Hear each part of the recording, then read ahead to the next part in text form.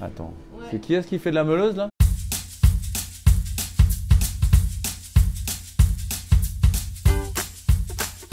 Alors les foils, ouais, les choses ont pas mal changé hein, depuis 2016. La première chose qui a changé, c'est la règle IMOCA, donc la règle qui nous permet de concevoir et de construire ces bateaux-là.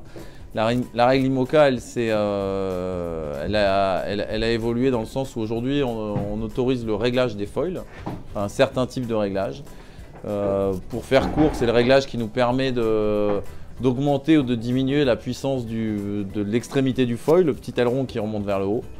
Alors aujourd'hui, il n'y a que deux paires de foils dans la flotte qui ont été dessinés autour de cette règle, ceux de Charal et ceux de PRB. Maintenant, le fait de pouvoir régler la puissance des foils, ça nous permet de faire des foils plus grands.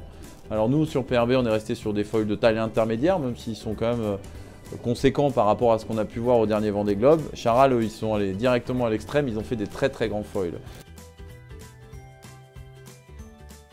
Alors non, il n'y a plus de dérive parce que la règle IMOCA, elle nous autorise à avoir 5 appendices. Dans ces 5 appendices, on est obligé d'avoir une quille et 2 safrans, donc il ne reste plus que 2 autres possibilités, donc c'est soit de dérive, soit de foil. Aujourd'hui, l'utilisation de ces appendices, ça nous permet d'aller plus vite que les bateaux conventionnels à dérive, j'ai envie de dire à peu près 90% du temps.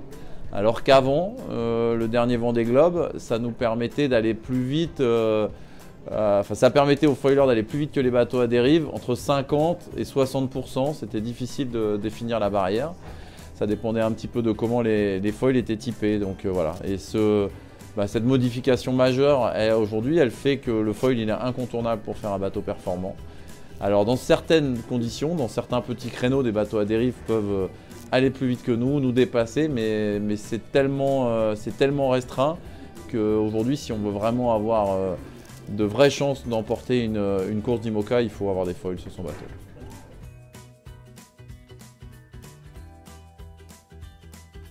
Ouais, alors clairement ça peut faire des routes très différentes. Ça a été un des gros boulots qu'on avait à faire entre le moment où on a remis le bateau à l'eau et le moment où on arrive ici à Saint-Malo.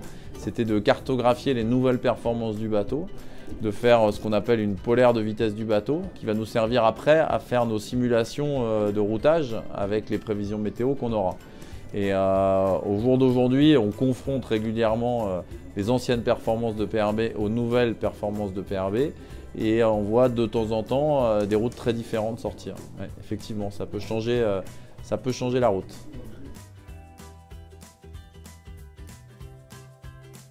Aujourd'hui, clairement, c'est un des bateaux les plus performants de la flotte. Il est polyvalent, il a montré de très belles performances. À l'instant T, qui est le départ de la route du Rhum, je pense qu'on est vraiment très bien armé pour réussir ce projet. Eh ben non, pas vraiment, à vrai dire. Je trouve que les chocs du bateau dans la mer sont un peu plus nombreux, un peu plus saccadés, mais ils sont bien moins violents qu'avant. Ça joue un peu un rôle d'amortisseur, le foil. Maintenant, le foil permet des vitesses plus importantes, donc voilà, on découvre de nouveaux comportements. Mais la gestion du bruit, elle est toujours la même. C'est-à-dire qu'à partir du moment où la machine infernale, comme je l'appelle, se met en route, c'est sûr que c'est hyper bruyant et c'est une des difficultés, c'est de justement gérer ce bruit et tous les problèmes qui vont avec derrière.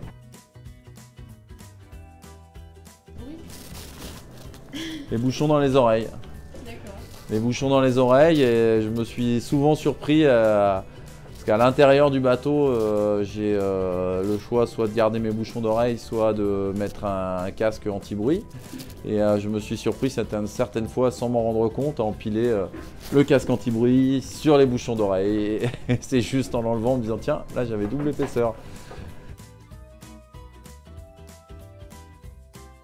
Alors il y a des nouveaux moyens, mais en développement. Ce n'est pas des moyens qui sont encore fiabilisés. À bord de PRB, on a un système qui est en développement, qui est un peu...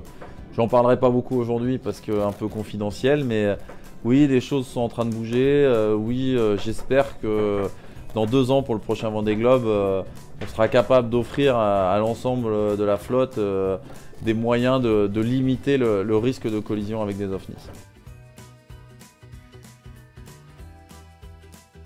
C'est un système qui est en test sur 4 bateaux de course au large en ce moment et je pense qu'il sera uniquement en test sur PRB pour la Route du Rhum. Voilà.